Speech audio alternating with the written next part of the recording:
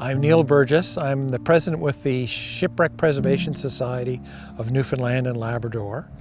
And our group is basically set up to promote public awareness about shipwrecks and nautical history in the province. The Bell Island wrecks here, there's 4 merchant ships that were ore carriers back in the Second World War. There's the Saganaga, the Lord Strathcona, the Rosecastle, and the PLM. So 2 of the ships were Canadian and 2 of them were, one was British and one was French.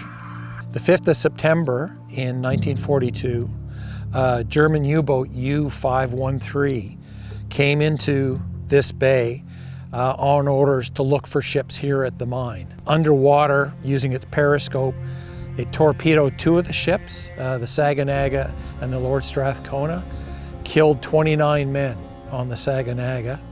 And luckily, the guys on the Strathcona abandoned ship as soon as they saw the first explosions.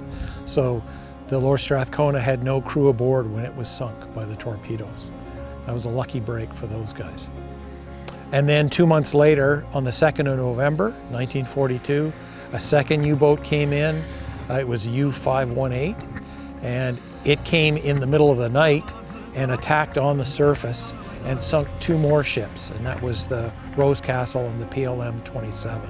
And a lot of guys died in that attack because it was the middle of the night and most of the guys were in their bunks. 65 sailors died in these attacks, and it rocked people here on Bell Island because they thought of the Second World War as something that happened out in the middle of the Atlantic, and they never thought the Germans would attack so close to home right here. The Fleet Diving Unit contacted the Shipwreck Preservation Society back in the spring, and I met with them in May, and basically our group just provided them with historical information to help them do their jobs. So we provided them with shipyard plans for 2 of the ships so they could figure out the interior spaces and corridors and storage areas. And we provided them with some information from paperwork that I'd found in the National Archives for one of the ships that indicated how many shells were stored on board during the war when it was sunk. So it gave them an idea of, kind of what scale of removal they'd be looking at for these ships.